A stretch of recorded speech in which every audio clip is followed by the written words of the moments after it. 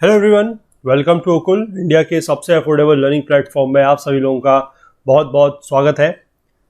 हम इस कोर्स के जरिए आखिरी बार आप लोगों के सामने हैं, that is India people and economy NCERT geography class 12th, क्योंकि इस चैप्टर का, इस पूरे के पूरे कोर्स का, इस बुक का ये जो है आखिरी चैप्टर में हम लोग हैं, that is chapter number 12 on geographical perspective on selected issues and problems. और इसका भी जो है वो आज लास्ट पार्ट रहने वाला है, यानी कि इस चैप्टर के साथ, इस वीडियो के साथ, इस लेसन के साथ ये जो पूरा का पूरा कोर्स है, ये पूरी की पूरी बुक जो है वो कंप्लीट होने वाली है। तो हम इस चैप्टर के साथ इस कोर्स को कंप्लीट आज कर लेंगे, ठीक है। तो हम और कोर्सेज के साथ आपके साथ बने रहेंगे, लेकिन जो हमारे स्टूडेंट्स थे जो सिर्फ और सिर्फ यही कोर्स अगर कोई फॉलो कर रहे थे, तो उनके लिए आज और हम जो है वो आज हम आपके सामने आखिरी बार है, ठीक है। हम और कोर्सेज में आप लोगों का साथ देते रहेंगे और हम चाहते हैं कि आपका और हमारा जो साथ है वो लंबा बना रहे और आप हमारे साथ अपना जो प्यार है, जो अपना सहयोग है वो बांटते रहिए, ठीक है। तो फिलहाल हम लोग आगे बढ़ेंगे आज इस कोर्स की तरफ। मैं आप लोगों से एक बार फिर से इस कोर्स के माध्यम से एक बार आखिरी बार जो है वो गुजारिश करना चाहूँगा। आखिरी बार आप लोगों के सामने फिर से वही रिक्वेस्ट कि जो लोग इस कोर्स को फॉलो कर रहे हैं, इस वीडियो सीरीज़ को फॉलो कर रहे हैं, जिनको ये पसंद आ रही है, वो प्लीज़ वीडियो सीरीज़ को ज़्यादा से ज़्यादा लाइक करें। जितने भी वीडियोस वगैरह आप लोग ने देखे हैं, देखते हैं, उनको ज़रूर लाइक करें और ज़्यादा से ज़्यादा जो है शेयर करें, ठीक है। और बाकी जो लोग चैनल पे नए हैं, अगर उन लोगों को भी कंटेंट पसंद आ रहा है तो वो लोग भी चैनल को जरूर सब्सक्राइब कर सकते हैं और बेल आइकन प्रेस करना ना भूलिए, सो दैट की वीडियोस की नोटिफिकेशंस वगैरह जो है वो आपसे मिस ना हो, ठीक है। और बाकी दो बात इंपॉर्टेंट आप लोगों को बताने के लिए, पहली तो ये है कि इस पूरे के पूरे बुक का जो फुल कोर्स है वो हमारी वेबसाइट पर अवेलेबल है। वहाँ पर आप लोगों को वीडियोस के साथ साथ नोट्स और क्विजेस भी जो है वो मिलेंगे, ठीक है। तो जिसको भी अगर ज़रूरत है तो वो नीचे डिस्क्रिप्शन बॉक्स में लिंक दिया हुआ है, उसके ज़रिए क्लिक करके, ठीक है, इस कोर्स को परचेस कर सकता है, फुल कोर्स को, और वहाँ पर एनरोल कर सकता है, ठीक। और बाकी एक बात इंपॉर्टेंट जो आप लोगों को और बतानी है वो है कि आप लोग ओकुल का जो वेब ऐप है, ठीक है, उसको भी इंस्टॉल कर लीजिए। उसको किस तरीके से इंस्टॉल करना है, मोबाइल ब्राउज़र में आप लोग उसको इंस्टॉल करेंगे तो it will also work as a normal app. जैसे कि सारे के सारे ऐप्स काम करते हैं, तो उस तरीके से ही इसका एक सेपरेट ऐप बन जाएगा आपके मोबाइल में और आप इसको यूज़ कर सकते हैं। और हमें अगर आपको कोई भी बात बतानी होगी, कोई भी इन्फॉर्मेशन देनी होगी, कोई भी नोटिफिकेशन वगैरह आप लोगों को अगर देनी होगी, ठीक है, चाहे किसी कोर्स में कोई अपडेशन होता है इसलिए, चाहे हमारे कोई लाइव सेशंस होते हैं उसके लिए, तो वो हम इसके थ्रू कर सकते हैं, ठीक है। तो इसलिए इसको भी कैसे इंस्टॉल करना है, इसका लिंक भी जो है नीचे डिस्क्रिप्शन बॉक्स में दिया हुआ है, तो आप ये भी इसको चाहे तो जल्द से जल्द इंस्टॉल कर सकते हैं, ठीक है। चलिए फिलहाल स्टार्ट करते हैं आज का लेक्चर और चलते हैं अपनी बुक की तरफ। देखिए, हम लोग जो टॉपिक से आज स्टार्ट करेंगे, सबसे पहला टॉपिक है रूरल अर्बन माइग्रेशन, ठीक है।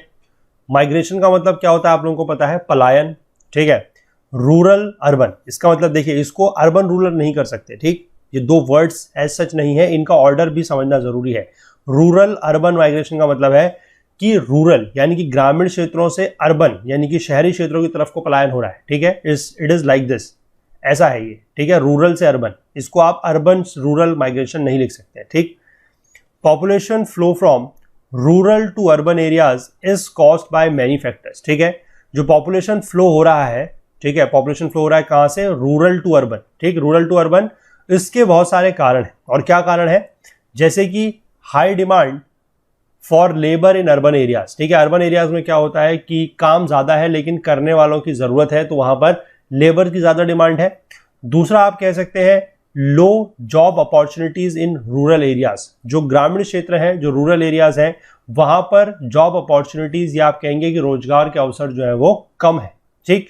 और तीसरा है unbalanced pattern of development between the rural and urban areas, यानी कि रूरल एरियाज और अर्बन एरियाज की अगर हम बात करें तो वहां पर जो डेवलपमेंट का पैटर्न है उसमें कोई बैलेंस नहीं है, ठीक है। तो यहां पर मैं आप लोगों को एक चीज और बताऊंगा कि जैसे हम लोग इस टॉपिक को, माइग्रेशन के टॉपिक को हम लोगों ने पहले भी पढ़ा है, और वहां पर हमने ये बात की थी कि जो फैक्टर्स ऑफ माइग्रेशन होते हैं वो दो तरीके के होते हैं, ठीक है।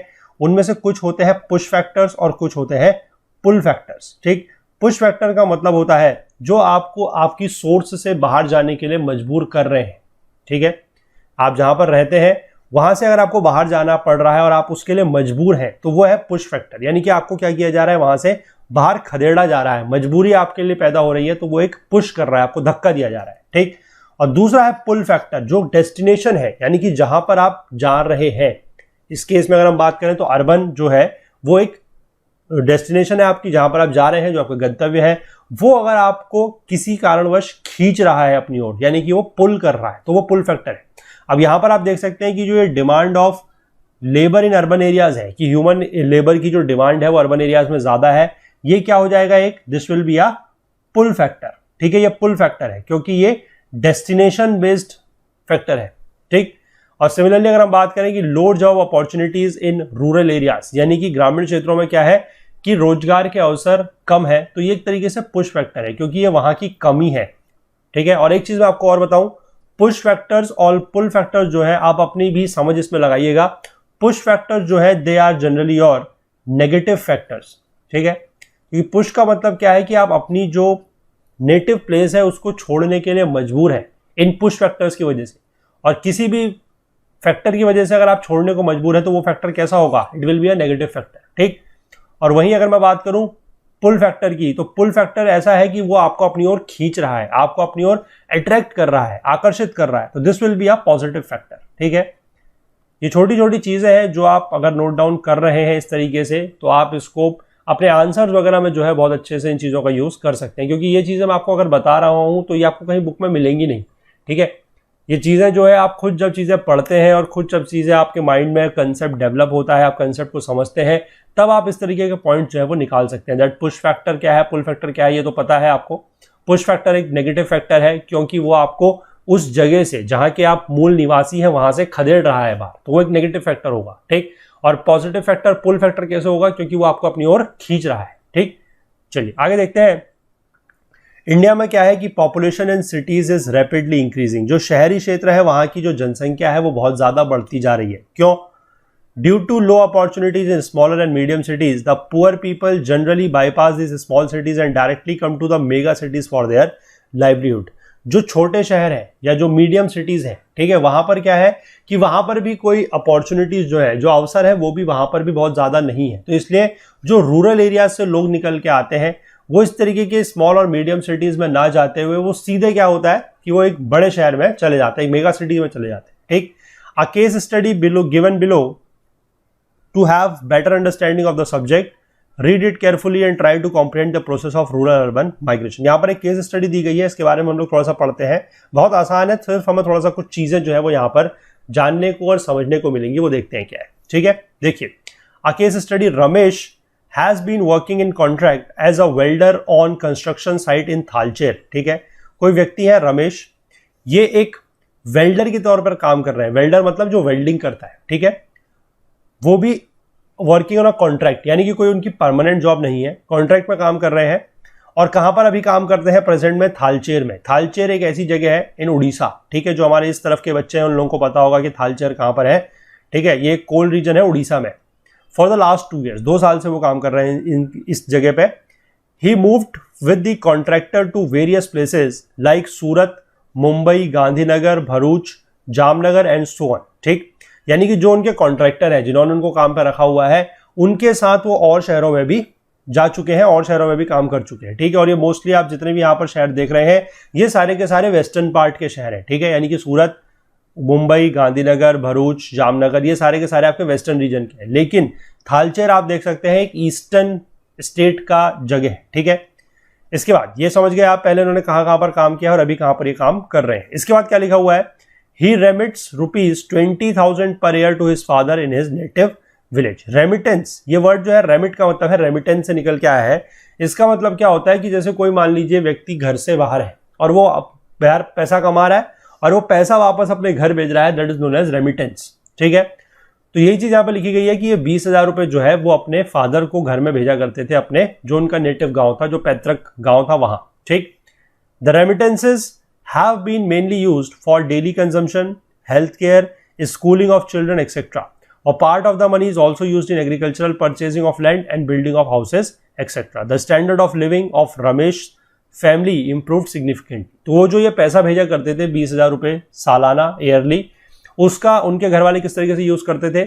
कुछ तो डेली कंजम्पशन के लिए यूज होता था, बाकी हेल्थ केयर के लिए यूज होता था, बच्चों की पढ़ाई के लिए, उनके स्कूल जाने के लिए यूज होता था, और कुछ पार्ट को जो है एग्रीकल्चर के लिए, परचेजिंग ऑफ लैंड और बिल्डिंग हाउसेस के लिए भी खर्च किया जाता था। ठीक, तो इस तरीके से क्या था कि जो उनकी फैमिली की आप स्टैंडर्ड ऑफ लिविंग था, ठीक है, जो जीवन स्तर था वो थोड़ा सा क्या हुआ था, इंप्रूव हुआ था, क्योंकि उनके पास पैसा आ रहा था तो वो उससे चीजें जो है वो अपनी कर रहे थे, अपनी जरूरतें पूरी कर रहे थे और उनकी जो जीवन का स्तर था वो थोड़ा सा बढ़ रहा था। ठीक, लेकिन 15 साल पहले की अगर हम बात करें तो the situation was not the same. Situation जैसे आज हालात दिख रहे हैं कि स्टैंडर्ड ऑफ लिविंग थोड़ा सा बेहतर हुआ है, 15 साल पहले की अगर हम लोग बात करें तो ऐसा उनकी जिंदगी में नहीं था।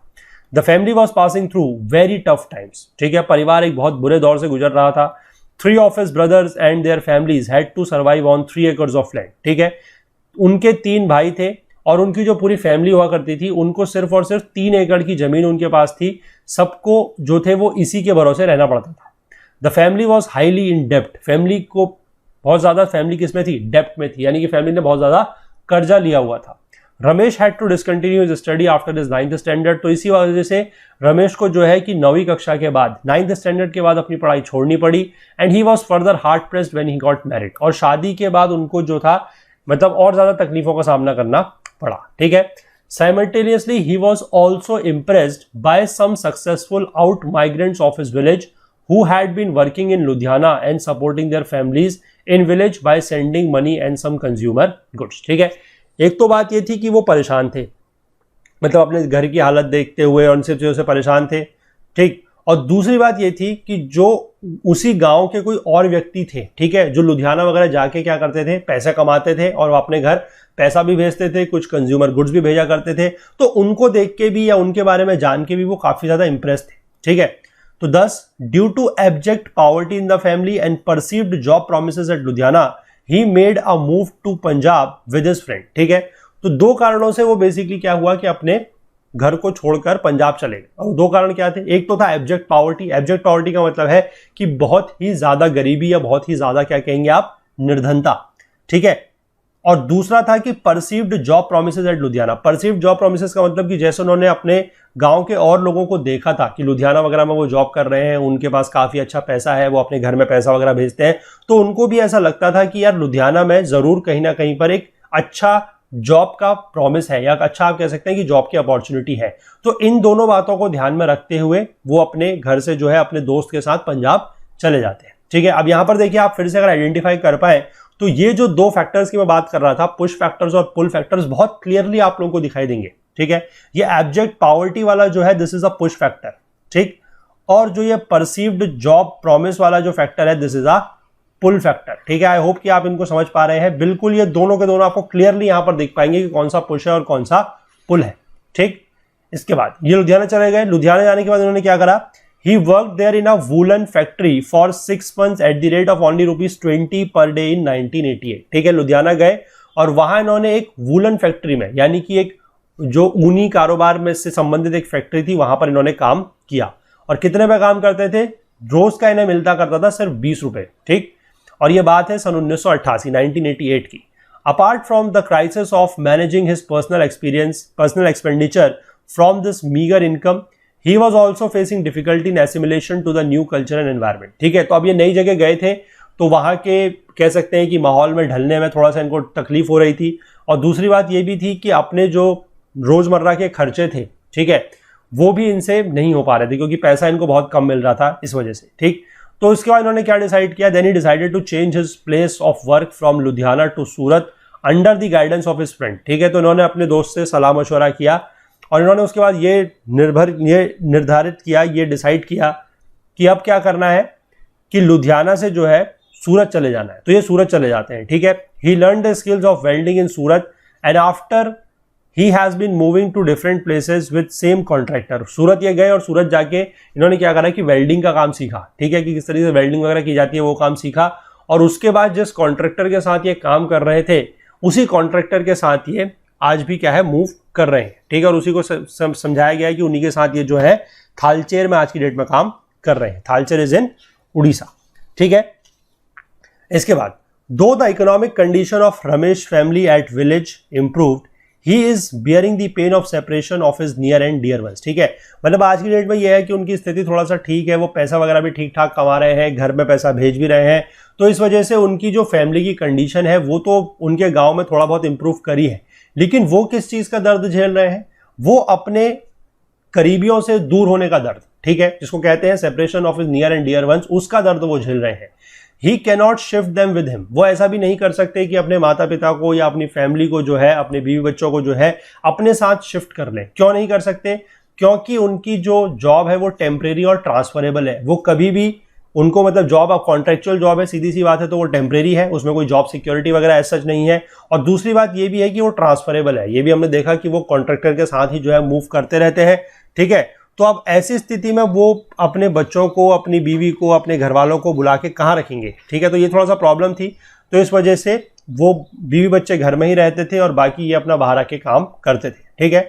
इसी को लेकर कुछ कमेंट्स दिए गए हैं, देखते हैं क्या है। In developing countries poor, semi-illiterate and the unskilled like Ramesh migrating from rural areas frequently end up performing menial jobs at low wages in informal sector in the urban areas, ठीक है। तो डेवलपिंग कंट्री जैसे कि India की भी बात अगर हम करें तो यहाँ पर जो गरीब लोग हैं, पुअर है, सेमी इलिटरेट है, मतलब जिनको हम ये भी नहीं कह सकते कि ये पूरी तरीके से इनको पढ़ना लिखना नहीं आता, ठीक है। और हम ये भी नहीं कह सकते कि ये कोई बहुत ज्यादा हाईली क्वालिफाइड है, ठीक है। थोड़ा बहुत इनको पढ़ना लिखना आता है, मतलब ये अपना अगर इनको कुछ कहीं पे कुछ लिखा हुआ दिखाई देगा तो ये वो चीज़ पढ़ सकते हैं, लेकिन इनकी एजुकेशन का स्तर इतना नहीं है कि ये उसके दम पे कोई बहुत अच्छी जॉब जो है वो ले सके, ठीक है। और स्किल्स भी इन लोगों के पास कोई ऐसा ज़्यादा नहीं है, ठीक है। तो इस तरीके के जो लोग हैं जो रूरल से अर्बन एरियाज में आते हैं, यानी कि जो रूरल से अर्बन माइग्रेशन करते हैं, वो फिर यहाँ आके कुछ मीनियल जॉब्स जो है एट लो वेजेस, यानी कि कुछ इस तरीके की जॉब जैसे ये कर रहे हैं, ठीक है, कि आपके वेल्डर की जॉब कर रहे हैं, या फिर आपने देखा होगा कि लोग जो है और इस तरीके के रेस्टोरेंट्स में, ढाबों में काम करते हैं, ठीक है। या फिर कुछ लोग ऐसे होते हैं कि जो ये ठेली वगैरह लगाते हैं। तो इस तरीके के काम फिर वो क्या है कि इनफॉर्मल सेक्टर में और काफ़ी मीनियल जॉब जो है वो एट लो वेजेस करने पे मजबूर है। Since wages are very low to support the family at the place of destination, the spouses are left behind in the rural areas to look after children and elderly people, ठीक है। ये बात भी है कि उन लोगों की तनख्वाह वहां पर इतनी कम है कि वो अपने साथ अपनी फैमिली को जो है वहां पर सपोर्ट नहीं कर सकते। मतलब अब एक आदमी, अब शहरों में आपको पता है कि शहरों में क्या है कि चीज़ों का जो रेट वगैरह है, सामान वगैरह जो है वो भी महंगा है, ठीक है। अब गांव में तो क्या होता है कि लोगों के पास अपने घर है तो उनको रहने के लिए एटलीस्ट पैसा नहीं देना पड़ेगा, खेती वगैरह होती है तो वहां पर उनको अपना जो खाने वगैरह के लिए है, जो आटा दाल चावल चाहिए, सब्जी चाहिए, वो भी मिल जाएगी। लेकिन शहरों में ऐसा नहीं है। गाँव से आप शहरों में आ तो गए हैं, लेकिन शहरों में आपको हर एक चीज़ के लिए जो है पैसा चुकाना पड़ेगा। आपको रहना है, आपको उसके लिए भी पैसा देना पड़ेगा, आपको खाना है, आपको उसके लिए भी पैसा देना पड़ेगा, ठीक है। तो ये सारी की सारी समस्या है। और ऊपर से इनकी जो तनख्वाह है, जो सैलरी है, जो वेज है, वो काफ़ी कम है। और इस वजह से, वेज कम होने की वजह से क्या है कि वो अपनी फैमिली वगैरह को भी, अपने बीवी बच्चों को भी यहाँ पर ला के नहीं रख सकते हैं। तो इसीलिए जो इनके स्पाउसेस होते हैं, स्पाउसेस मतलब है इनकी, जनरली हम क्या कहते हैं कि मेल जो है वो बाहर आ रहे हैं, तो स्पाउस का मतलब हो गया वाइफ। स्पाउस का मतलब होता है, वैसे अगर हम बात करें कपल में, तो दोनों में से कोई भी हो सकता है, ठीक है, मेल या फीमेल स्पाउस कोई भी हो सकता है। यहाँ पर जो स्पाउसेस वर्ड है वो जनरली वाइफ को रिलेट कर रहा है, यानी कि बीवियों को, ठीक। तो उसमें क्या है कि जो वाइफ्स हैं वो जनरली घर में रहती हैं, पूरा मतलब पीछे गांव में रहती हैं, और वो बच्चों की और जो परिवार के बड़े बुजुर्ग हैं उनकी मदद करती हैं, उनका देखभाल करती हैं, ठीक। दस the rural urban migration stream is dominated by the mails, और इसीलिए जो रूरल अर्बन माइग्रेशन है वो मेल्स द्वारा डोमिनेट किया जाता है। और उसमें जनरली हम लोगों ने ये चीज़ पहले भी समझी है कि इससे क्या है कि जो आप कह सकते हैं कि शहरों का पॉपुलेशन स्ट्रक्चर है, ठीक है, जो डेमोग्राफी है वो भी एक तरीके से मेल डोमिनेटेड ज़्यादा इसी वजह से है, क्योंकि वहाँ के जो शहर की स्थिति है वो तो ठीक है कि वहाँ पर जितने मेल फीमेल है वो ठीक है, लेकिन अगर हम बात करें ग्रामीण क्षेत्रों से आने वाले लोगों की, तो उसमें मेल पॉपुलेशन जो है वो काफ़ी ज़्यादा है, ठीक है। तो इस वजह से आप एक तरीके से कह सकते हैं कि जो शहर के डेमोग्राफी स्ट्रक्चर या जो सेक्स स्ट्रक्चर है वो भी इसी तरीके से थोड़ा सा चेंज कर रहा है कि वहाँ पर मेल डोमिनेटेड पॉपुलेशन क्या है, ज़्यादा है, ठीक है। चलिए, ये बात आप समझ गए आई थिंक, कि आपने बहुत अच्छी एक यहाँ पर जो केस स्टडी दी हुई थी इसको हमने पढ़ा, इसको समझा। अब इसी तरीके से हम बात करेंगे एक और प्रॉब्लम की, और फिर उसको लेकर एक केस स्टडी हम लोग देखेंगे। सबसे पहला यहाँ पर दिया गया है प्रॉब्लम्स ऑफ स्लम्स, ठीक है। स्लम्स मतलब जो हमारी झुग्गी झोपड़ियाँ वगैरह होती हैं वो। द कंसेप्ट ऑफ अर्बन और urban centre is defined in settlement geography to differentiate it from rural, about which you have learned in the some previous chapter of this book, ठीक है। हमने वहां पर एक चैप्टर है दैट इज ह्यूमन सेटलमेंट्स, ठीक है, उसमें हम लोगों ने बात करी है रूरल सेटलमेंट्स क्या होते हैं, अर्बन सेटलमेंट्स क्या होते हैं, और हमने उन दोनों को बिल्कुल अलग अलग तरीके से चीज़ों को पढ़ा है। और वहां पर हमने चीज़ें समझी है कि रूरल सेटलमेंट जो है वो अर्बन सेटलमेंट से अलग होते हैं, ठीक है। हमने यहाँ पर भी पढ़ा है, हमने जो क्लास 12th की ही दूसरी बुक है that is fundamentals of human geography, वहां पर भी इन चीज़ों को पढ़ा है, ठीक है। अगर किसी ने वो चैप्टर्स नहीं देखे हैं या कोर्सेज या बुक्स को नहीं फॉलो किया है तो प्लीज आप लोग जाके उसको कर सकते हैं, ठीक। Both urban and rural settlements are different in their functions and sometimes complementing each other, ठीक है। जितने भी रूरल और अर्बन सेटलमेंट्स हैं इनके फंक्शंस वगैरह अलग होते हैं। Apart from these, rural and urban areas have also emerged into two separate cultural, social, political, economic and technological divide, ठीक है। यानी कि जो अर्बन एरियाज हैं या जो अर्बन सेंटर्स हैं, जो रूरल सेंटर्स हैं, वहां पर इस तरीके की जितनी भी चीजें हैं दोनों में आप कह सकते हैं कि एक डिफरेंस है, ठीक। चाहे आप कल्चरल एक्टिविटीज की बात करें या आप एक सोशल एक्टिविटीज की बात करें तो उनमें अंतर है, ठीक है। India which has a predominance of rural population, approximately 69% of the total population in 2011। 2011 का जिक्र क्यों किया गया है, हम तो 2020 में है, इसलिए किया गया है क्योंकि जो सेंसस होता है ये सारा का सारा डेटा इस तरीके का मैंने आपको पहले भी बताया है कि वो सेंसस से लिया जाता है और सेंसस आपको पता है कि 10 साल में एक बार होती है। तो अभी तक जो हमारे पास लेटेस्ट डेटा अवेलेबल है वो 2011 की सेंसस का है। जब अगले साल 2021 में जाके सेंसस फिर से होगी तब ये सारा का सारा डेटा जो है वो रिप्लेस हो जाएगा और फिर हम रेफरेंस लेना शुरू कर देंगे 2021 की सेंसस का, ठीक है। तो यहां पर फिलहाल ये लिखा गया है कि इंडिया में जो पॉपुलेशन ज्यादा है यानी कि रूरल पॉपुलेशन जो है वो ज्यादा है। 2011 के सेंसस के आधार पर हम लोग बात करें तो 69% यानी कि 69% जो हमारी देश की जनसंख्या है वो आज भी कहां रहती है, गांवों में, रूरल एरियाज में, ठीक। And where villages were considered the ideal republics by Mahatma Gandhi, most of the rural areas are still performing primary activities, ठीक है। ये होना चाहिए still performing poor primary activities, ठीक।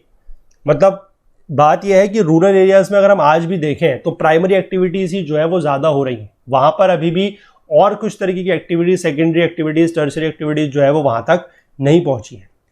Here, most of the villages exist as appendix to the core urban center, forming its hinterland। यानी कि जो villages हैं वो एक इंडिविजुअल एंटिटी की तौर पर अगर हम बात करें तो उनकी ग्रोथ नहीं हो पाई है। वहां पर क्या हो रहा है कि वो एक तरीके से आप कह सकते हैं कि कोई बड़ा अगर शहर है, ठीक है, उसके आसपास के अगर कोई इस तरीके के छोटे गांव हैं तो वो उनकी एक अपेंडिक्स या आप कह सकते हैं कि एक एडिशन के तौर पर काम कर रहे हैं उनके साथ, ठीक है। लेकिन वो अलग से एक अपनी इंडिविजुअल आइडेंटिटी बनाने में सक्षम नहीं हुए क्योंकि वहां पर इतनी ज्यादा चीजें जो है वो अभी तक डेवलप नहीं हुई है।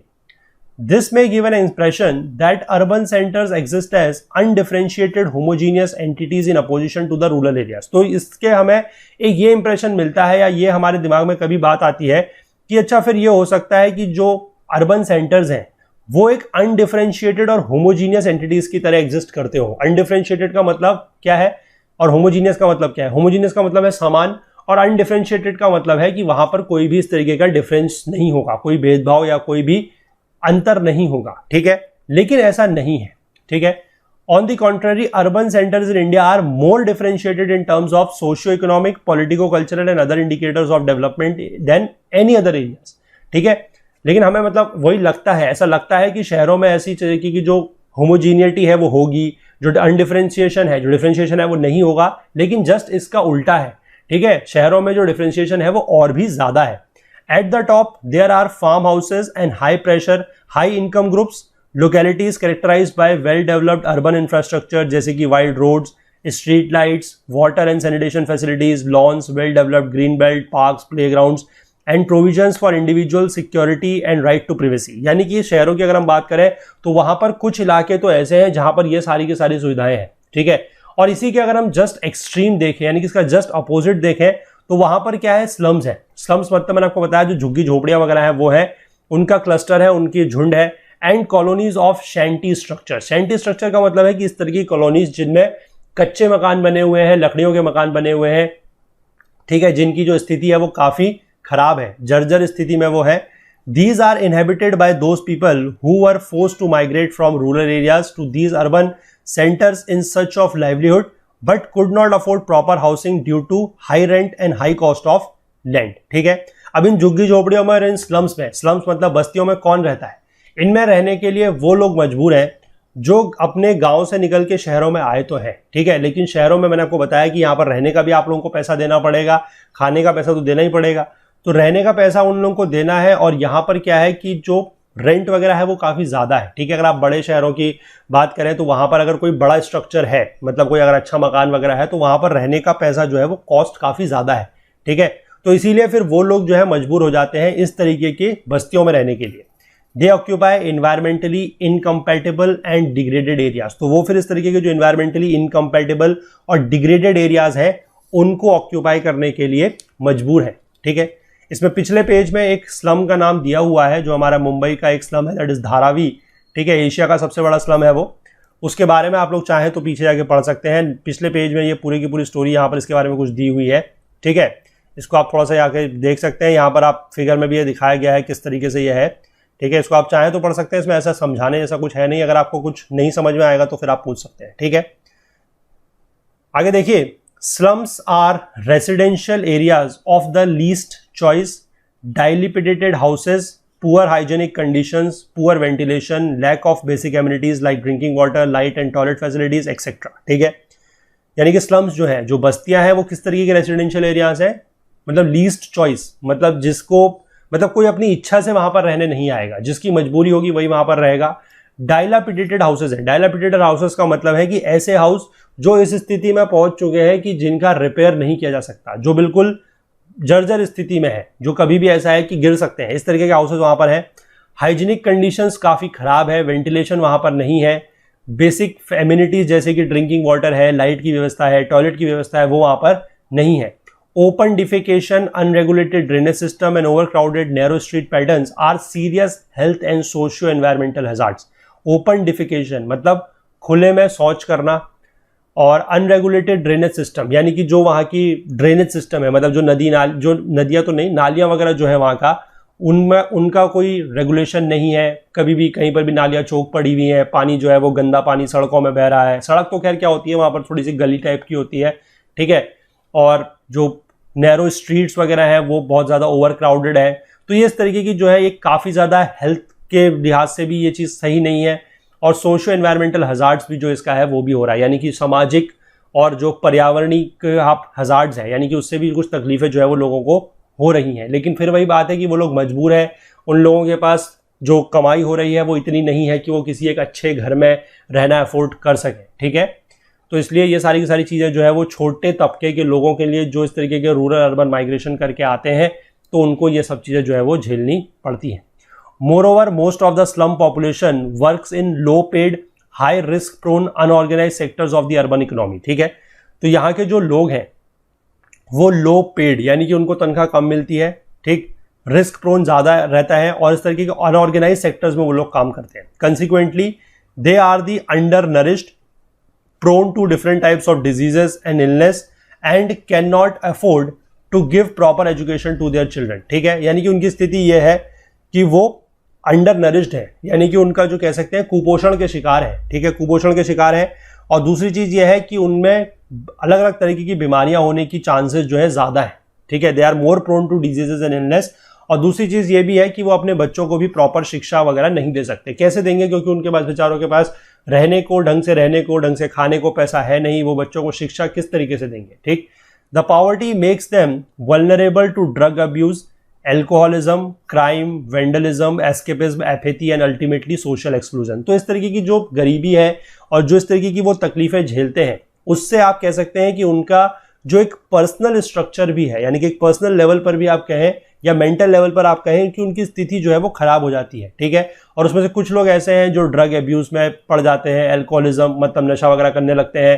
ठीक है, क्राइम्स वगैरह में शामिल हो जाते हैं, वेंडलिज्म में शामिल हो जाते हैं। वेंडलिज्म का मतलब है कि पब्लिक प्राइवेट प्रॉपर्टी को नुकसान पहुंचाते हैं, तोड़फोड़ मचाते हैं। ठीक है, एस्केपिज्म का मतलब होता है कि वो अपने काम में जनरली फोकस नहीं कर पाते। ठीक है, एपैथी का मतलब भी वही है कि काम में उनका इंटरेस्ट नहीं रहता है, क्योंकि सीधी सी बात है, अगर आप कुछ काम वगैरह कर रहे हैं तो either you should have anything as a source of motivation.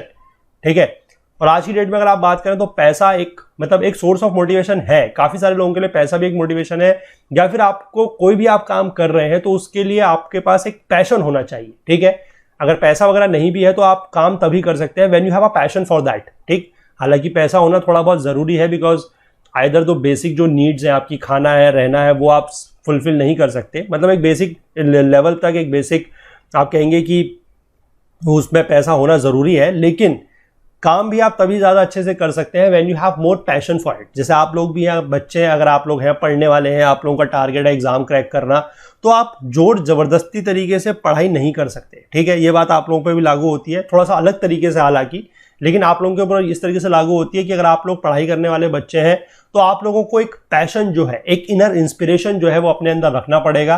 ठीक है ना, चाहे आप फ्यूचर अपना टारगेट देखते हुए करें, चाहे आप डेली एक्टिविटीज को एंजॉय करते हुए चलें, लेकिन आपको एक वो पैशन की जो फीलिंग है वो अपने अंदर रखनी पड़ेगी। अगर आप लोग एग्जाम की तैयारी कर रहे हैं, चाहे आप स्कूल के बच्चे हैं, चाहे जो भी हैं, अगर आप लेकिन फिर भी पढ़ाई के लिए अगर आपको आपके पेरेंट्स ने या आपके जो भी घर वाले हैं उनको अगर बोलना पड़ रहा है बार बार कि बेटा पढ़ लो, तुम्हारा एग्जाम है, या तुमने अपना कोई टारगेट रखा हुआ है, या हमने तुम्हें बोला है बेटा IAS बनना है, उसके लिए बेटा बहुत पढ़ना पड़ता है, तो तुम पढ़ लो, तो अगर ये सब चीज़ें आप लोगों को बोली जा रही हैं तो मैं कहूँगा कि इससे थोड़ा सा आप लोग इस बात को समझिए कि ये आपकी ज़िंदगी है।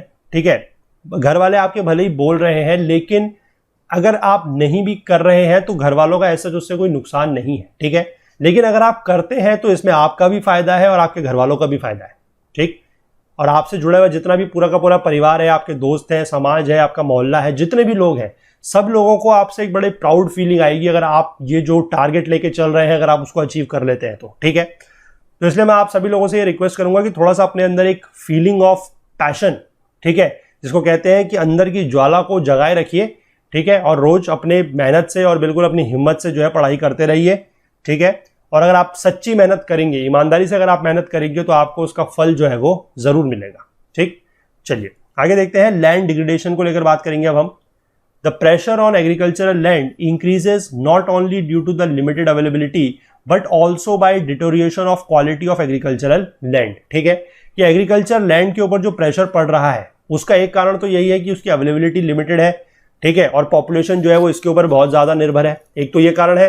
और दूसरा क्या है कि जो क्वालिटी ऑफ एग्रीकल्चरल लैंड है उसका भी क्या हो रहा है, डिटोरिएशन हो रहा है, यानी कि उसकी जो गुणवत्ता है वो कम हो रही है, क्वालिटी कम हो रही है। ठीक, soil erosion, water logging, salinization and alkalization of land lead to land degradation. ठीक है, इन सारी के सारे वजह से भी क्या हो रहा है कि लैंड डिग्रेड हो रही है। What happens if land is consistently used without managing it's fertility, क्या होगा? ठीक है, इससे कुछ नहीं होगा, लैंड की जो फर्टिलिटी है, जो लैंड डिग्रेडेशन होगा वो बढ़ जाएगा। Land is degraded and productivity is decline. ठीक, land degradation is generally understood either as a temporary or permanent decline in productive capacity of the land. Land degradation का मतलब यही है कि लैंड की जो प्रोडक्टिविटी है अगर वो कम हो रही है, चाहे वो टेम्परेरी लेवल पर हो रही है, चाहे वो परमानेंट लेवल पर हो रही है, हम उसको क्या कहेंगे, लैंड इज गेटिंग डिग्रेडेड। ठीक, though all degraded land may not be waste land. ठीक है, वेस्ट लैंड का मतलब तो ऐसा है कि जिस लैंड में कल्टीवेशन किया ही नहीं जा सकता। ठीक, तो सारी की सारी जो डिग्रेडेड लैंड है वो वेस्ट लैंड नहीं है, लेकिन unchecked process of degradation may lead to the conversion to waste land. यानी कि अगर डिग्रेडेशन हो रहा है और हम उसके लिए कुछ कदम उठाते हैं और उसको अगर हम एक स्तर तक रोक देते हैं और फिर उसकी बेहतरी के लिए अगर उस लैंड की हम लोग काम करते हैं तो उसकी जो फर्टिलिटी है वो वापस आ सकती है और वो जो लैंड है वो वेस्ट लैंड बनने से बच सकती है। लेकिन अगर हम उसको चेक नहीं करेंगे, ठीक है, यानी कि लैंड का डिग्रेडेशन अगर हो रहा है, उसकी फर्टिलिटी वगैरह थोड़ा सा कम हो रही है और हम फिर भी उस पर फर्टिलाइजर वगैरह डाल डाल के जो है क्रॉप्स उगाए जा रहे हैं, तो उससे होगा कुछ नहीं। इन द टाइम बीइंग वो लैंड जो है वेस्ट लैंड में कन्वर्ट हो जाएगी। ठीक है, there are two processes that induce land degradation. दो प्रोसेसेस हैं जिसकी वजह से लैंड डिग्रेडेशन होता है, वो क्या है अभी हम देखते हैं। These are natural and created by human beings, यानी कि एक तो नेचुरल प्रोसेस है और दूसरा है ह्यूमन बींग्स के द्वारा जो की जा रही है वो। ठीक, national remote sensing centre that is NRSC has classified wasteland by using remote sensing techniques and it is possible to categorise these wasteland according to the processes that have created them. यही दो processes, मतलब कौन सी land ऐसी है जो natural process की वजह से डिग्रेड हुई है और कौन सी लैंड ऐसी है जो ह्यूमन एक्टिविटीज की वजह से डिग्रेड हुई है। ठीक है, there are a few types of wasteland जैसे कि गलीड एंड रेवेनस लैंड। ठीक है, हमने बात करी है गली इरोजन की, हमने बात करी है वहां पर जो रेवाइन वगैरह बनते हैं उनकी। ठीक है, डेजर्टिक एंड कोस्टल सैंड्स, ठीक है, जो हमारे डेजर्ट की सैंड है, जो हमारी कोस्टल सैंड है। बैरन रॉकी एरियाज, यानी कि ऐसे क्षेत्र जहां पर पत्थर वगैरह ज्यादा है और वो बंजर भूमि है। स्टीप स्लोपिंग लैंड, ऐसी लैंड जो पहाड़ों में है जिसके स्लोप बहुत ज्यादा है। And glacial areas, glacial areas मतलब जहां पर ग्लेशियर्स वगैरह होते हैं। ठीक है, which are primarily cause by natural agents. तो ये सारे के सारे जो लैंड डिग्रेडेशन अगर इन जगहों पे हो रहा है तो ये किसकी वजह से होगा, जो नेचुरल एजेंट्स हैं उनकी वजह से। There are other types of degraded land जैसे कि water logged and marshy areas, land affected by salinity and alkalinity, and land with or without scrub which have been largely caused by natural as well as human factors. तो इसमें से कुछ इस तरीके की land है जो दोनों तरीके से, मतलब दोनों वजहों से जो है वो क्या हुई है, डिग्रेड हुई है। There are some other types of wasteland जैसे कि डिग्रेडेड शिफ्टिंग कल्टीवेशन एरिया। हम लोगों ने बात की है शिफ्टिंग कल्टीवेशन को लेकर पहले भी, कि जैसे स्लैश एंड बर्न एग्रीकल्चर होता है कि एक जगह से दूसरी जगह क्या करते हैं कि एक जगह कुछ समय तक खेती वगैरह करते हैं, अपने लाइव स्टॉक के लिए पास्चर्स वगैरह उगाते हैं, उनको वहां पर उस ग्रेजिंग लैंड में उनको पास्चर कराते हैं, ग्रेजिंग कराते हैं, उसके बाद वो उस जगह को छोड़ के दूसरी जगह चले जाते हैं। तो दिस इज शिफ्टिंग कल्टीवेशन। इसकी वजह से भी लैंड जो है वो डिग्रेड हो रहा है। Degraded land under plantation crops, plantation crops के अंदर लैंड डिग्रेड हो रहा है। Degraded forest, degraded pastures and mining and industrial wasteland, ये भी कुछ अदर टाइप्स की क्या है, डिग्रेडेड लैंड है। They are caused by the human action. ठीक है, इसके बाद नीचे दिया गया है अ केस स्टडी है, उसको हम थोड़ा सा पढ़ते हैं क्या है। ठीक है, Jhabua district is located in the western most agro climatic zone in Madhya Pradesh. ठीक है, मध्य प्रदेश का जो एक एग्रो क्लाइमेटिक जोन है जहां पर यानी कि एग्रीकल्चर वगैरह होता है, वेस्टर्न मोस्ट पार्ट कहां पर है, मध्य प्रदेश में लोकेटेड झाबुआ डिस्ट्रिक्ट। ठीक, it is in fact one of the 5 most backward districts of the country. ये एक सबसे ज्यादा बैकवर्ड, सबसे ज्यादा पिछड़ा हुआ जिला है पूरे के पूरे देश का, वन ऑफ द 5। ठीक, it is characterised by high concentration of tribal population, mostly Bhils. यहां पर ज्यादातर क्या है कि ट्राइबल पॉपुलेशन यानी कि यहां पर जनजातियां रहती हैं। ठीक, the people suffer due to poverty which has been accentuated by the high rate of resource degradation. यहां का रिसोर्स जो है, जो संसाधन है वो डिग्रेड कर रहे हैं। ठीक है, और इसकी वजह से क्या हो रहा है कि लोगों को बहुत ज्यादा गरीबी का सामना करना पड़ता है। ठीक है, और रिसोर्सेज, फॉरेस्ट रिसोर्सेज कहें, लैंड रिसोर्सेज कहें, सब के सब क्या हो रहे हैं, डिग्रेड हो रहे हैं। The watershed management programs funded by both the ministers of rural development and agriculture, Government of India, have been successfully implemented in Jhabua district, which has gone a long way in preventing land degradation and improving soil quality. तो यहाँ पर इस तरीके की जो watershed management के programme जो है वो सरकार द्वारा चलाए गए थे, सरकार द्वारा उनको फंड दिया गया था, तो उसकी वजह से क्या है कि यहाँ का लैंड डिग्रेडेशन जो है वो उस पर काफी हद तक काबू पाया गया, उसको प्रिवेंट किया गया है और सॉइल क्वालिटी को यहाँ का क्या कर लिया गया है, इंप्रूव कर लिया गया है। Watershed management programmes acknowledge the links between land, water and vegetation and attempts to improve livelihoods of people through natural resource management and community participation. तो ये सारी चीजें तो जरूरी है, क्योंकि जब आपकी अगर लैंड की क्वालिटी सुधर गई है तो अब क्या है कि वहां पर खेती वगैरह की जा सकती है। ठीक है, उससे क्या है कि नेचुरल रिसोर्सेज का मैनेजमेंट कर रहे हैं, साथ ही कम्युनिटी का पार्टिसिपेशन जो है वो होना बहुत ज्यादा जरूरी है। In the past 5 years the programmes funded by the ministry of rural development alone has treated 20% of the total area under Jhabua district. ठीक है, पिछले 5 सालों में कि ऐसे प्रोग्राम्स जो मिनिस्ट्री ऑफ रूरल डेवलपमेंट यानी ग्रामीण विकास मंत्रालय द्वारा जो भी इस तरीके के प्रोग्राम्स फंड किए गए थे, उन्होंने 20% ऑफ द टोटल एरिया जो है अंडर झाबुआ डिस्ट्रिक्ट उसको क्या कर लिया है, हैज बीन ट्रीटेड, यानी कि वहां पर जो ये समस्याएं थी, जो प्रॉब्लम्स थी, इनको दूर कर लिया गया है। ठीक, the Petlawad block of Jhabua is located in the northern most part of the district. ठीक है, ये कोई ब्लॉक है वहां का पेटलावड़, ये झाबुआ डिस्ट्रिक्ट के नॉर्दर्न मोस्ट रीजन में लाई करता है and represents an interesting and successful case of government NGO partnership and community participation in managing watershed programmes. ठीक है, यहां पर कुछ इस तरीके का हमें एक कम्युनिटी पार्टिसिपेशन का और गवर्नमेंट और नॉन गवर्नमेंटल ऑर्गेनाइजेशन जो होता है, एनजीओ होता है, उनकी पार्टनरशिप का एक बहुत ही अच्छा केस देखने को मिला है।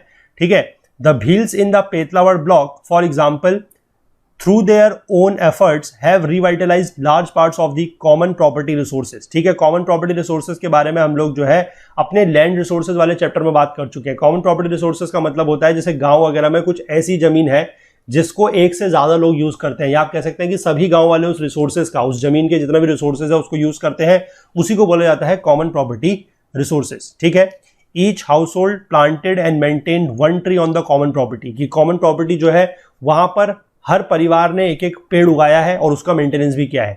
They also have planted fodder grass for the pasture land and adopted social fencing of these lands for at least 2 years। ठीक है, इस तरीके की फॉडर ग्रास वगैरह मतलब अपने जानवरों के लिए, जो अपने लाइव स्टॉक हैं, जो पशु हैं, उनके लिए फॉडर ग्रास उगाई है, मतलब उनके चारे के लिए वहां पर घास वगैरह उगाई है, और उसके लिए एक सोशल फेंसिंग की है of these land for at least 2 years। ठीक, सोशल फेंसिंग करने का मतलब आप कह सकते हैं कि इसको और जानवरों से, मतलब जो आसपास के जंगली जानवर होते हैं उनसे बचाने के लिए उसकी एक फेंसिंग की गई है। ठीक, यानी कि उसको उसकी तार बाड़ की गई है, उसको चारों तरफ से बचाया गया है।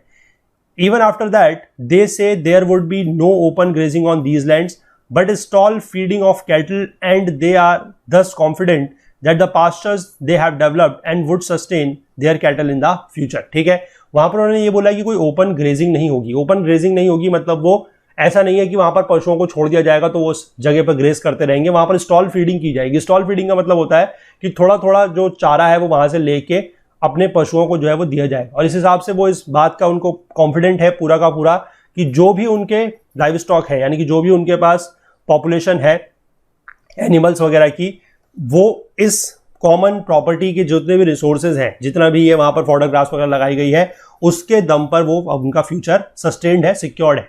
ठीक.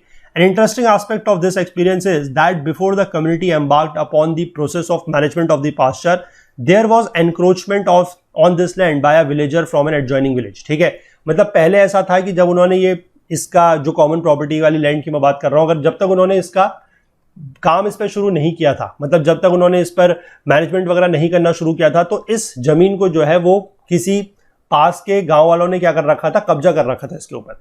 The villagers called the tehsildar to ascertain the rights of the common land. फिर विलेजर्स जो गांव वाले थे उन्होंने तहसीलदार को बुलाया. The ensuing conflict was tackled by the villagers by offering to make the defaulter encroaching on the CPR a member of their user group and sharing the benefits of greening the common lands pastures. तो उन्होंने basically क्या करा कि जिस व्यक्ति ने या जिस ग्रुप ऑफ पीपल ने वो जमीन पे कब्जा कर रखा था, उन्होंने उसको अपने एक उसका हिस्सा बना लिया, अपने ग्रुप का हिस्सा बना लिया. ठीक है, और उससे क्या है कि फिर अब सभी लोगों में जो रिसोर्सेज वगैरह है वो उसके बढ़ते हैं, क्योंकि वो भी अगर हिस्सा बन गया तो उसको भी जो है उसका मतलब वो ग्रुप का हिस्सा बन गया है तो उसको भी वहां के जो चीजें हैं उसका फायदा मिलेगा, और बाकी जितने भी गांव के लोग हैं उनको भी उसका फायदा मिलेगा. ठीक है, सीपीआर के बारे में हम लोगों ने जो है वो चैप्टर 5 जो हमारा लैंड रिसोर्स एंड एग्रीकल्चर का चैप्टर है वहां पर बहुत अच्छे से डिस्कस किया हुआ है. अगर आप लोग चाहें तो उसको जाके पढ़ सकते हैं. सीपीआर का मतलब जो यहाँ पर है, ये ऊपर लिखा गया है, that is your common property resource. ठीक है, यानी कि एक ऐसी प्रॉपर्टी जहां पर सिर्फ कुछ लोगों का ही हक नहीं है, बल्कि गांव में जितने भी लोग हैं वो इसके मेंटेनेंस के लिए भी काम करते हैं, और जितने भी यहाँ से बेनिफिट्स मिलते हैं वो सभी लोग जो है उसके बेनिफिट्स लेते हैं. That is known as common property resource. ठीक है, चलिए, तो ये चैप्टर इसी के साथ यहाँ पर कंप्लीट हुआ, और ये बुक, ये कोर्स भी इसी के साथ यहाँ पर कंप्लीट होती है. ठीक है, चलिए, तो सबसे पहले तो मैं आप सभी लोगों का एक बार शुक्रिया करना चाहूँगा. I would like to thank you all कि जिन लोगों के प्यार और जिन लोगों के सपोर्ट की वजह से ये पूरा का पूरा जो कोर्स है वो कंप्लीट हो पाया है. ठीक है, अपना जो प्यार है, अपना जो सपोर्ट है वो इसी तरीके से हमारे साथ बनाए रखिए. और कोर्सेज़ में हम आप लोगों के लिए डेली नए नए कोर्सेज़ लेके आ रहे हैं. बहुत सारे कोर्सेज़ हमारे प्लेटफॉर्म पर और भी चल रहे हैं. स्कूल वाले बच्चों के लिए भी ज्योग्राफी ऑलमोस्ट कंप्लीट हो चुकी है. बाकी कुछ और कोर्स भी होगा आप लोगों के लिए, तो आप लोग बताइएगा, उसको भी हम लोग जल्द स्टार्ट कर सकते हैं. अगर कर पाएंगे तो ज़रूर करेंगे. ठीक है, बाकी हमारे जो कंपटीशन की तैयारी यूपीएससी वाले बच्चे हैं उनके लिए पॉलिटी का कोर्स चल रहा है, इकोनॉमी का कोर्स चल रहा है, हमारा जो ज्योग्राफी जीसी लियोंग का कोर्स है वो चल रहा है, साथ में एनवायरनमेंट का कोर्स चल रहा है. अभी हिस्ट्री वगैरह स्टार्ट करने के बारे में हम लोग बहुत जल्द सोच रहे हैं. तो ये सारे के सारे कोर्सेज भी हम आप लोगों के लिए लेके आ रहे हैं. तो अपना प्यार जो है वो हमेशा हमारे साथ इसी तरीके से बनाए रखिएगा. हालांकि इस कोर्स के माध्यम से मैं आपसे आखिरी बार मिल रहा हूँ, लेकिन और कोर्सेज में मैं ज़रूर उम्मीद रखता हूँ कि मैंने इस कोर्स में आप लोगों के साथ न्याय किया होगा. अगर कहीं पर भी कोई गलती हुई है, ठीक है, मान लीजिए कोई चीज़ ऐसी थी जो आप लोगों को नहीं समझ में आया, आपकी एक्सपेक्टेशंस कुछ अलग थी, तो उसके लिए आप मुझे बताइएगा. मैं आप लोगों की जिस भी तरीके से अगर हेल्प हो सकेगी तो अभी भी करने को मैं तैयार हूँ और मैं बिल्कुल करूँगा. ठीक है, लेकिन इस कोर्स के माध्यम से आखिरी बार आप लोगों के सामने मैं था आज इस वीडियो के ज़रिए, इस लेक्चर के ज़रिए. तो आप लोगों का प्यार, आप लोगों का जो सपोर्ट है वो ज़रूर इस तरीके से बनाए रखिए हमारे साथ. बाकी अगर आपको लेक्चर्स पसंद आए हैं, जो भी लेक्चर्स आप अभी भी देख रहे हैं, आगे भी देखते रहेंगे, आपने पहले भी देखे हैं, पसंद आए हैं, तो प्लीज़ लाइक ज़रूर कीजिएगा और शेयर उनको ज़रूर कीजिएगा. ठीक है, ताकि ज़्यादा से ज़्यादा लोगों को जो है इनका फ़ायदा मिल सके. ठीक है, बाकी अगर आप कोई भी बात पूछना चाहते हैं, कोई भी आपको डाउट है, कोई क्वेरी है, तो आप नीचे कमेंट सेक्शन में हमसे ज़रूर पूछ सकते हैं. या फिर अगर आप लोग टेलीग्राम वगैरह यूज़ करते हैं तो टेलीग्राम में भी आप हमसे जुड़ सकते हैं. हमारा वहाँ पर एक ग्रुप है, दैट इज़ ओकुल GS UPSC. ठीक है, इस ग्रुप में जाके आप लोग हमसे जुड़ सकते हैं. कंटेंट रिलेटेड बातें आप हमसे यहाँ पर पूछ सकते हैं. बाकी हमसे ज़्यादा जुड़ने के लिए हमारा फेसबुक पेज है, हमारा ट्विटर पेज है, हमारा इंस्टाग्राम हैंडल है, आप उन सबको फॉलो कर सकते हैं. वहाँ पर भी आपको समय समय पर रेगुलरली अपडेट्स मिल जाया करेंगे. ठीक है, बाकी फुल कोर्स के बारे में आपको पहले भी बता रहा था. फुल कोर्स जो है इस पूरे के पूरे बुक का वो नीचे अवेलेबल है, हमारी वेबसाइट पर अवेलेबल है. उसका लिंक नीचे डिस्क्रिप्शन बॉक्स में दिया गया है. वहाँ से भी जाके आप इस कोर्स को जो है एनरोल कर सकते हैं. और इसमें आपको वीडियोस के साथ साथ नोट्स और क्विजेस वगैरह भी मिलेंगे। और सबसे बड़ी फायदे की बात यह है कि कोर्स की वैलिडिटी जो है वो 1 साल या 2 साल ना होते हुए वो 5 साल है। अगर आप आज की डेट में कोर्स परचेस करते हैं तो आने वाले 5 साल तक के लिए आपके पास ये कोर्स रहेगा और आप उससे पूरी अपनी तैयारी वगैरह जो है, अभी अगर आप क्लास 11-12 के बच्चे भी हैं तो भी आप अपनी ग्रेजुएशन के समय तक या आप अपने एग्जाम देने के समय तक हमारे साथ एक ही बार के पेमेंट से बने रह सकते हैं। ठीक है, तो 5 साल की वैलिडिटी है, तो इसको आप थोड़ा सा ध्यान रखिएगा। कोई 1 साल 2 साल का कोर्स ये नहीं है, 5 साल की वैलिडिटी आप लोगों को दी जा रही है ताकि एक बार अगर आप कोर्स को परचेस करते हैं तो जब तक आप तैयारी करना चाहें या जब तक आप तैयारी कर रहे हैं तब तक आप लोग इस कोर्स का यूज कर सकते हैं। ठीक है, बाकी कोर्स परचेस करते समय अगर आपको कोई टेक्निकल क्वेरी फेस करते हैं तो उसके लिए आप लोगों के साथ में एक नंबर शेयर कर रहा हूं, दैट इज 9498086380। ठीक है, व्हाट्सएप का ये नंबर है, क्योंकि व्हाट्सएप तो आई थिंक आप सभी लोग यूज करते होंगे। ठीक है, व्हाट्सएप का ये नंबर है, इस पर आप लोग अपनी कोई भी अगर क्वेरी होती है तो आप यहाँ पर पूछ सकते हैं। और इन केस अगर आप व्हाट्सएप वगैरह नहीं यूज करते हैं और आप फिर भी अगर कोई चीज़ फेस करते हैं, कोई टेक्निकल क्वेरी फेस करते हैं या कोई भी आप और बात हमसे पूछना चाहते हैं, कुछ बताना चाहते हैं, तो उसके लिए आप हमारी ईमेल आईडी का यूज भी कर सकते हैं, दैट इज support@okul.co। ठीक है, चलिए मिलेंगे अब फिर से हम किसी और कोर्स में। तब तक के लिए अपना बहुत बहुत ध्यान रखिएगा। Please do take care of yourself. Thank you, have a nice day, bye bye, जय हिंद और बहुत बहुत धन्यवाद।